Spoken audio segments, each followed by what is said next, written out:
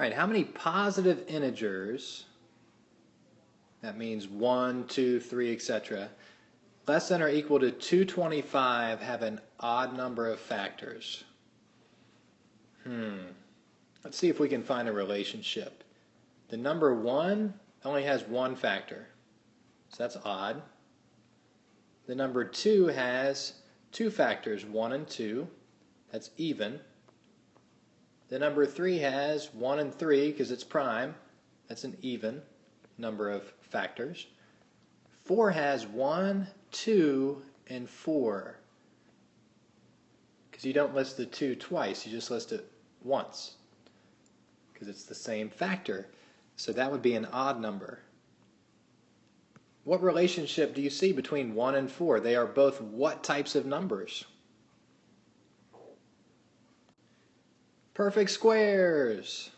These are both perfect squares. 1 squared gives you 1, 2 squared gives you 4, and I'm sure if we continue that pattern we'd see it always works. So 3 squared gives us 9. 9 has 1, 3, and 9 as factors, so that's an odd number.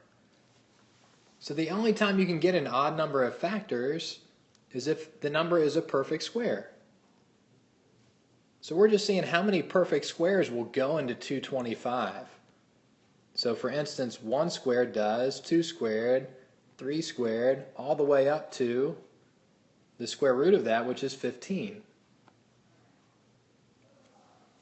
So it's just really 1 through 15, which is 15 factors. 15 numbers have an odd number of factors.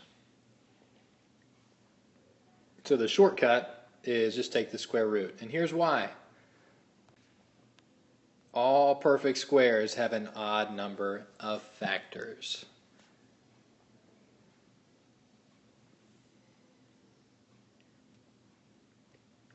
Okay, you guys try one on your own, see if you get it. So same question this time, except I'm asking for 6,400. How many positive integers less than or equal to that? So pause the video and try it on your own.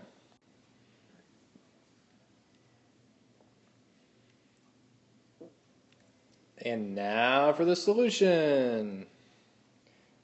So all we really need to do is take the square root of 6,400, and I know 64 is a perfect square, which is 8, so 80 times 80 gives me 6,400. So I know that 1 squared, 2 squared, all the way up to 80 squared are going to have an odd number of factors, so 1 through 80 is 80 numbers,